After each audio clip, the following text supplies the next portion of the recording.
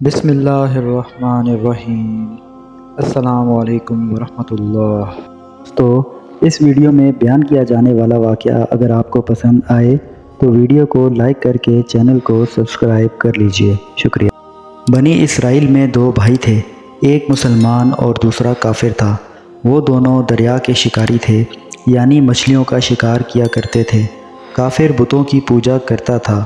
وہ جب مچھلیوں کا شکار کرتا تو اس قدر مچھلیاں آ جاتی تھیں کہ ان کو کھینچنا مشکل ہو جاتا تھا، مگر مسلمان کے جال میں صرف ایک مچھلی آتی تھی اور وہ اس پر صبر کرتے ہوئے اللہ تعالیٰ کا شکر ادا کرتا۔ ایک دن مسلمان کی بیوی اپنے مکان کی چھت پر گئی تو اس کی نظر کافر کی بیوی پر پڑی، تو اس نے دیکھا کہ وہ بہترین لباس اور زیور سے آراستہ تھی۔ یہ دیکھ کر مسلمان کی بیوی کے دل میں وسوسہ آ گیا۔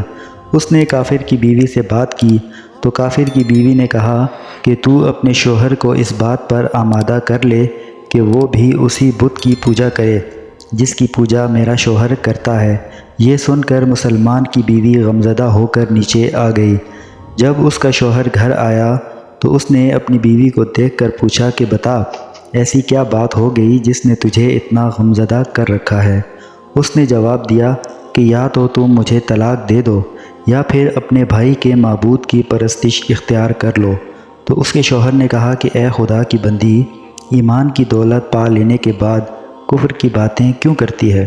بیوی نے کہا کہ مجھے باتوں میں مت الجھاؤ، میں دوسری عورتوں کو، خاص کر تمہارے بھائی کی بیوی کو دیکھتی ہوں جو کہ عمدہ لباس زیب تن کیے رہتی ہے اور قیمتی زیورات سے آراستہ رہتی ہے۔ مسلمان نے جب دیکھا کہ عورت بہت غصے میں ہے اور اپنی بات پر بضد ہے تو اس نے کہا ٹھیک ہے، میں کل سے مزدوری کرنے جاؤں گا اور کما کر روزانہ تمہیں 2 درہم دیتا رہوں گا، ان سے تم اپنی حالت کو درست کر لینا۔ یہ سن کر عورت کو کچھ تسلی ہوئی۔ صبح ہوتے ہی وہ آدمی کام کی تلاش میں نکل گیا، لیکن کسی نے اس کی بات نہ مانی۔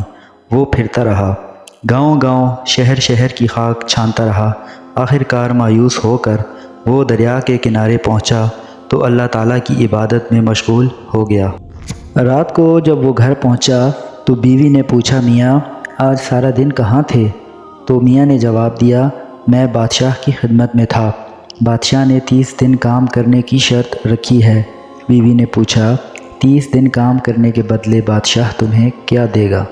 تو اس نے جواب دیا میرا بادشاہ بہت کریم ہے، اس کے خزانے مال و دولت سے بھرے ہوئے ہیں، میں جو مانگوں گا وہ مجھے دے گا۔ چنانچہ وہ اللہ کی عبادت میں مشغول ہو گیا یہاں تک کہ 29ویں رات آ گئی تو بیوی نے کہا سنو میاں، کل تم نے مزدوری لا کر نہ دی تو پھر مجھے طلاق دے دینا۔ یہ سن کر وہ بہت پریشان ہو گیا۔ اگلے دن وہ ایک یہودی کے پاس گیا اور اس سے پوچھا کیا تم مجھے اپنے پاس مزدوری پہ رکھ لو گے؟ تو یہودی نے جواب دیا کہ میں تمہیں مزدوری پر اس شرط پہ رکھوں گا کہ میرے پاس تمہارے لیے کھانے پینے کے لیے کچھ نہیں ہوگا۔ چنانچہ وہ آدمی روزے کی نیت رکھ کر یہودی کے ساتھ مزدوری پہ لگ گیا۔ اسی دوران ایک آدمی اس کے گھر گیا اور اس کی بیوی کو 29 اشرفیاں دیں اور کہا کہ تمہارا شوہر 29 دنوں تک بادشاہ کی مزدوری پہ تھا، یہ اس کی مزدوری ہے، اگر وہ 30ویں دن بھی مزدوری پر آ جاتا تو بادشاہ اس کو بہت زیادہ انعام و اکرام سے نوازتا۔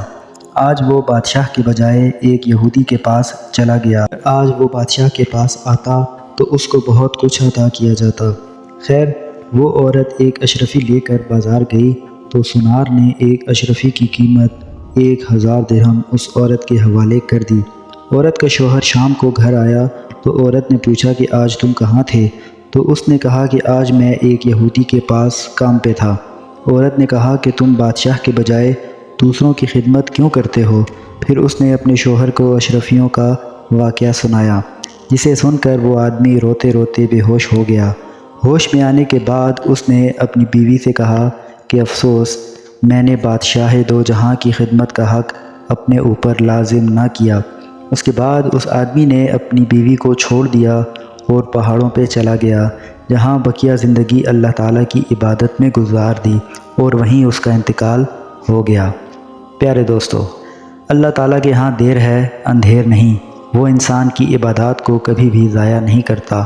اس لیے ہمیں صبر اور شکر کا دامن ہاتھ سے نہیں چھوڑنا چاہیے اور اللہ تعالیٰ کی رحمت سے مایوس نہیں ہونا چاہیے۔